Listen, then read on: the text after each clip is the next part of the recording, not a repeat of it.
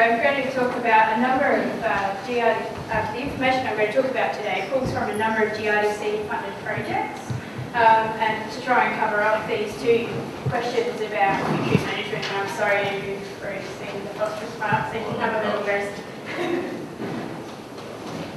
So, just to set the context, we all know that the variance in our revenue from wheat is increasing. In fact, last year we heard that it's more than doubled over the last 15 years. And it means that our decisions around the best use of fertiliser are a really core part of our risk management strategy. So I'm going to talk about phosphorus and nitrogen today, and we're really thinking about two quite different approaches. And that really comes from the information that this set of researchers have available to them. So we're going to ask the question, can we reduce or alter our phosphorus inputs in response to different season types? And so for those of us working on fertility, it's been a really interesting run of seasons because we've had a few dry years and then followed up by some quite wet seasons. And can we think about increasing our nitrogen inputs on some soils and manage our risk at the same time?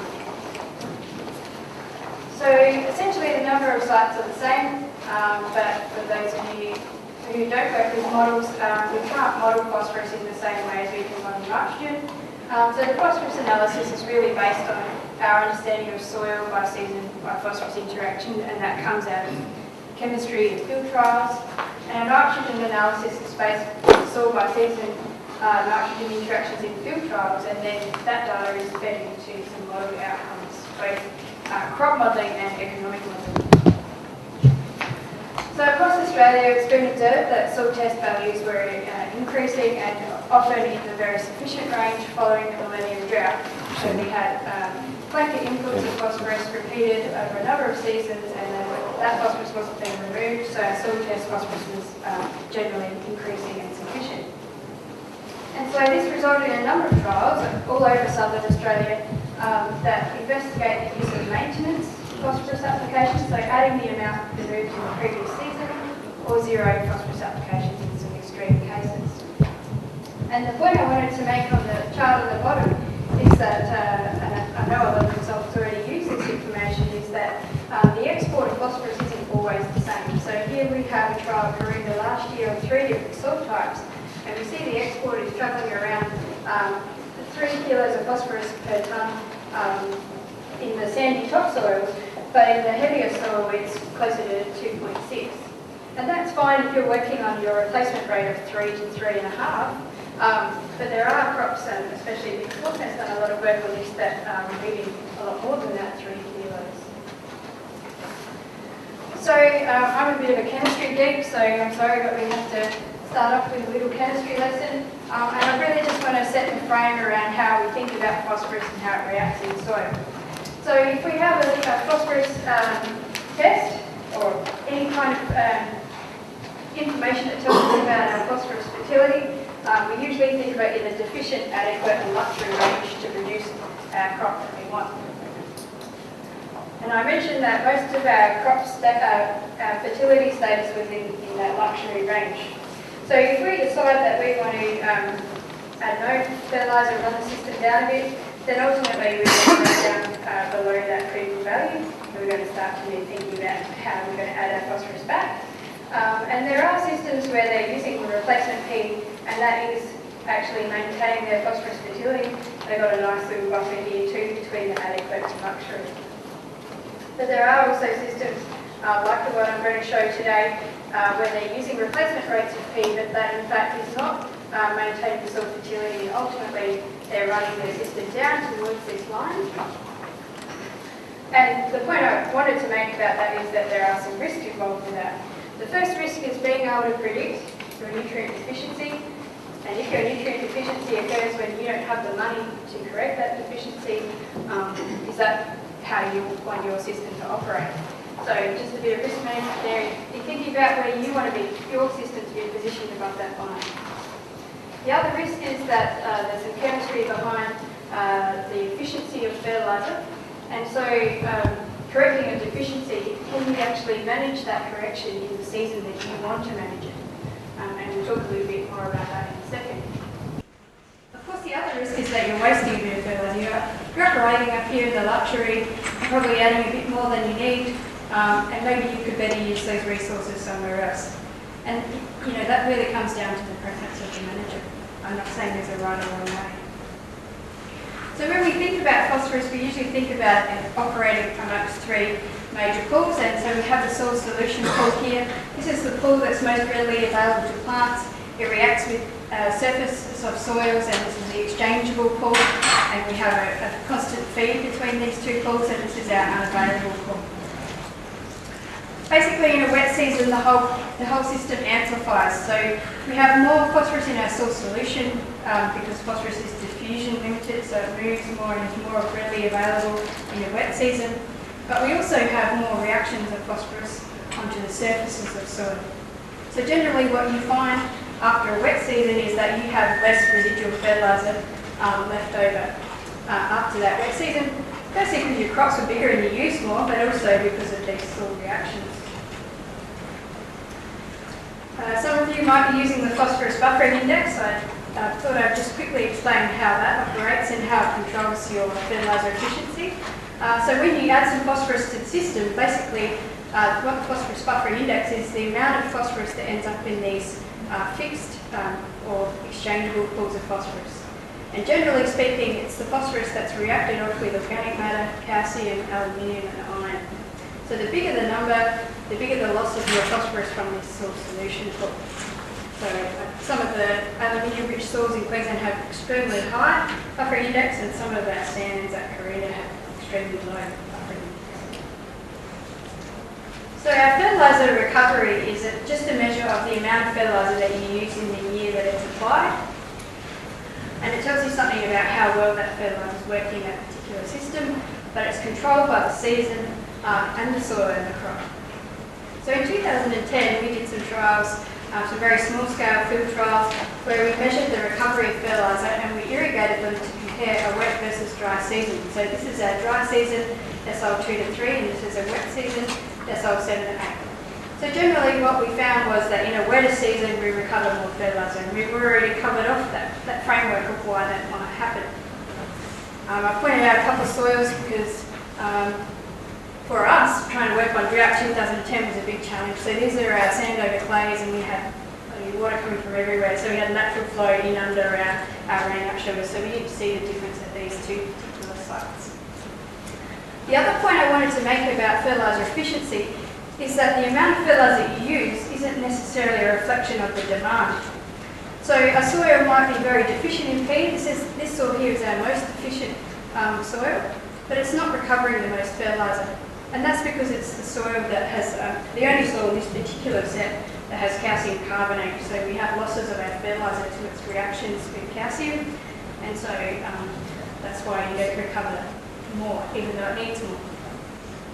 So in general, somewhere between 3 and 30% of the fertiliser you add is used in the year applied, and the biggest recovery is in the wet seasons. Fertiliser recovery is controlled by other factors such as your buffering index. And the other point I wanted to make is that using this information we can calculate the importance of the fertiliser versus soil phosphorus to our plant nutrition. And so what we found was between 6 and 45% of the crop phosphorus came from the fertiliser, and between 55 and 94% of the crop P came from the soil. So our soil is our major bank of phosphorus. It's actually our most important source of phosphorus in our cropping system, so it's really important to know our soil fertility. And I'm just going to present a couple of trials that investigate the use of reduced inputs of P. And the first one is at Nineveh. So this is a replacement P study, and in 2010, replacement P rate on a more shallow soil was just 8 kilos, and it was about 13 kilos on a better, deeper soil. And it was pretty much, it was our economic optimum. It was the right amount to, in this particular year, to optimise our yield. Then we come to 2011, so we follow a wet season in 2010, and the rate is between 12 and 13 kilos per hectare. Very small alteration from the district practice rate, which is 10 kilos of P per hectare, and we don't see any benefit from making those minute changes. The other point I wanted to to make about this particular trial is that we monitored the soil test value, and what we saw was that the soil test value was decreasing, and that included for the replacement P treatment. The only time the soil P test increased was at the high rate, at 20 kilos in this particular soil here. So our soil P test was decreasing in most cases, and so it suggests to us that replacement P in this system might not be maintaining fertility. And I think 2012 will be a really good test of that, to start to think about the sustainability of maintenance P in different systems. We have some trials at Karoonda that look at nitrogen by phosphorus, and so in 2010 we followed a dry year and we didn't really see a response to phosphorus, but we do see a response in 2011 after that wet year, particularly between 0 and 20 kilos of P in our infertile sands. The other point that I want to make about Karoonda is that it's quite responsive to nitrogen, particularly in the sandy soils. While our flats did respond to nitrogen in the wet season, we actually see a little bit of hanging off last year, which had quite a dry growing season rainfall. And the point of comparing nitrogen and phosphorus is to start to think about resource allocation, and especially in variable paddocks. So we've just developed a little bit of a case study paddock to start to think about our inputs of nutrients in this particular paddock.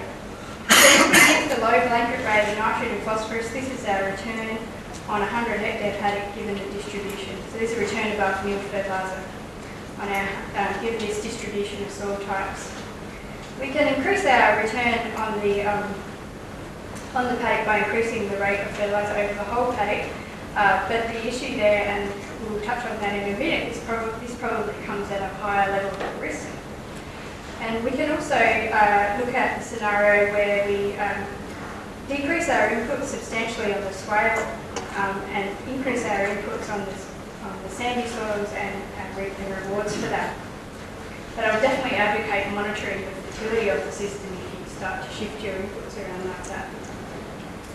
The other idea that I wanted to present today was thinking about how we're going to manage our risk in that frame of where we're positioned above the adequate P level. And so Sean Mason, who works on the DGT soil test, has developed a relationship between his soil test value and the amount of phosphorus that you need to achieve 90% of relative yield. So this part of the graph is deficient and this part of the graph is sufficient. So he's used the output from that graph to feed in a phosphorus rate, and then he's looked at the yield outcome from doing that. And so basically where he predicted the site was deficient and he added phosphorus, this is the gross margin each dot into the site. This is the gross margin he achieved from increasing yield in response to the soil test. Where he predicted the soil test was sufficient, this is the gross margin he made from savings on phosphorus inputs. And where he had insufficient benefit or an incorrect DGT is where he falls below the line in the gross margin in 16% of cases. So we've seen that soil P levels did accumulate over the dry seasons, and where it was adequate, where phosphorus was adequate, in general we found it was possible to produce adequate yields in that first year after the drought.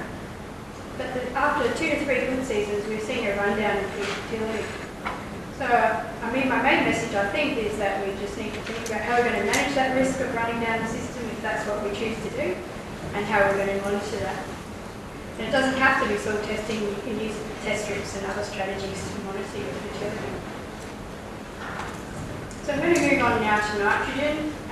It's a bit of a shift in gears. This is some work that's been undertaken by an ag-economist in my group at the Wake.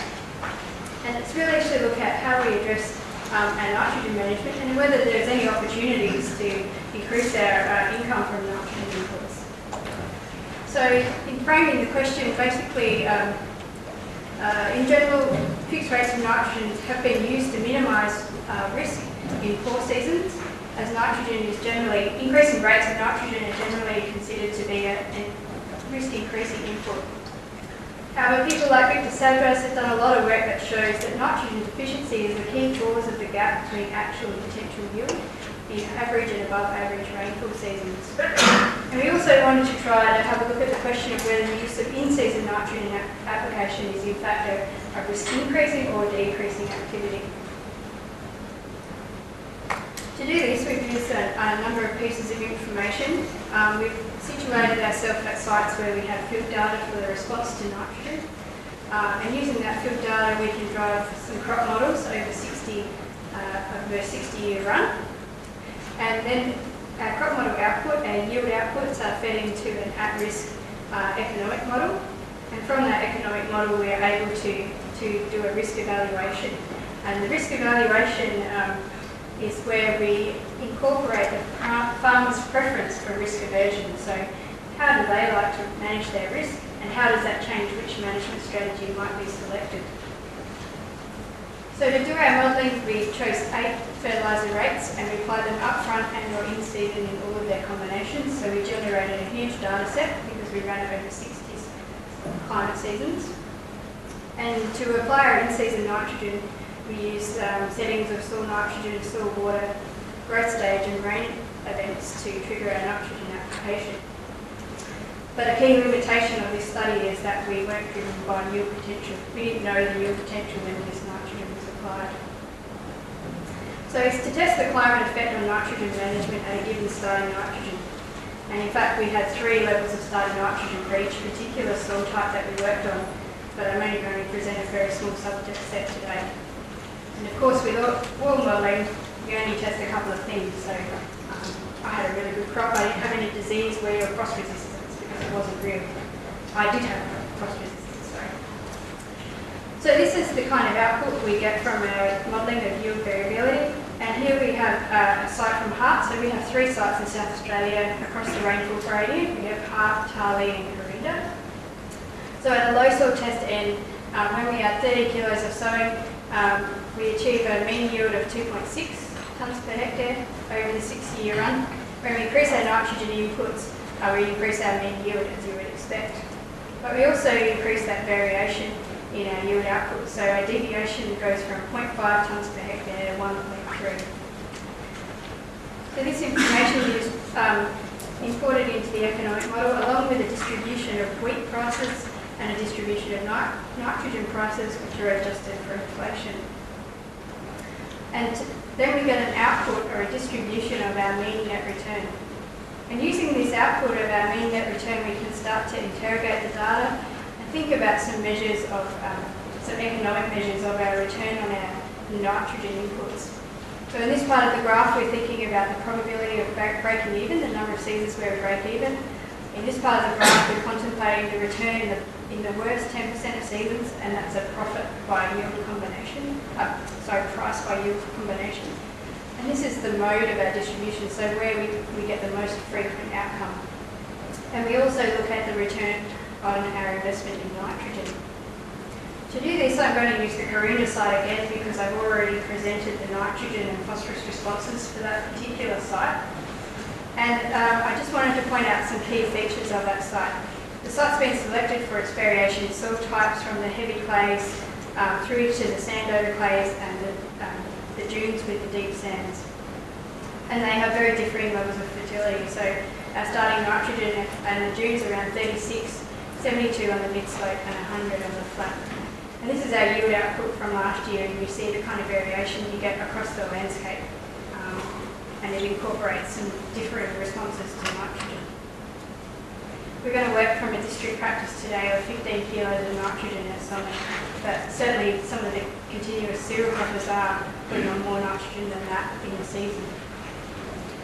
So looking at our output from using our different economic measures of our response to nitrogen at this particular site, on the dune, what we essentially see is that with increasing rates of nitrogen, we increase our net return, and we're operating from a negative net return at this district practice rate. The other thing we do is we increase our deviation in return as we'd expect. So this is the kind of loss that you would have to tolerate, and this is the losses that were achieved in the worst 10% of seasons. So it comes with a risk associated with it. The other key feature I think of this analysis is that it does increase the percentage of years in which you break even. You certainly don't have to operate at the highest mean return. You should operate at the mean net return you desire with the set of risk measures that are the most attractive to your property. So moving to the slope now, we be starting in here with 70 kilos per hectare, and over the 60-year run we do see an increase in return to increasing the rates of nitrogen, but we start to see some really high indicators of risk at the highest rates of nitrogen inputs. On our flat, which had that really high starting nitrogen of 100 kilos per hectare, in fact some of our safest net returns were at very low levels of nitrogen input, particularly if we look at our variance and the return in the worst 10% of seasons. So our return on nitrogen was in fact the best at the lowest rate of nitrogen. So we could use this information to start to shift our nitrogen resources around these paddy types in this environment, and certainly a lot of people are already using that kind of management strategy. So using profit and risk, the least attractive management strategies came from under-fertilising the sands and over-fertilising our high fertility soils. And I think I've shown both from current data and projected data that there's scope to use more nitrogen on those low fertility soils and reduce the inputs on our heavier soils. But something else that came out in our analysis, but obviously this kind of analysis generates huge amounts of data, and so I haven't shown the graph today, but basically the upside and largest returns come from optimising the nitrogen inputs in the wet seasons. But it does take a lot of skill to be able to do that. So I'm just going to finish up now by talking about using these economic risk management outputs in a risk aversion analysis. So this risk aversion analysis looks at the management preference of the farmer if they are risk neutral through to much more risk averse. And so what we see is that as we move along this risk preference gradient, the most preferred or the highest line on this chart is the district practice as we move up the risk scale. So on the y-axis here we have our return on your preparedness to invest in make a risky investment. So here we see that we make significant returns from being prepared to take that risk. But obviously taking that kind of risk costs money in some seasons, and I think that the evaluation that we would like to do in the Mallee system particularly is that we can reduce our risk by reducing inputs in some parts of the system and just monitoring those parts of the system and increasing the risk in other parts of the system. So increasing nitrogen inputs on soils with low fertility could increase the mean net return. The use of different inputs for different soils could improve profit and reduce the spread risk based on a number of measures. By defining the percentage soil type and initial fertility, so understanding the response to the nitrogen on these different soil types, these results could be used to inform farm management, and particularly the risk aversion analysis technique can be used for other management strategies. Therese, have you found similar results from, say, an area like the mid-north where you've got similar or quite high variability in soil types within paddocks again, but you're dealing with the red brown earth types, but higher rainfalls? You've got the really soupy, red clay muck through to better soils, perhaps in the paddock or some loam. Have you found similar trends or not? It's a national project, so we don't have the capacity to. So in fact at heart we do one soil over 3 starting end values, and the same for Tali. We haven't done every soil type at heart and Tali. But the yield variability, comparing the Mallee to the mid-north, the yield variability starts to shrink, definitely. So that means that the riskiness in changing between management strategies is also likely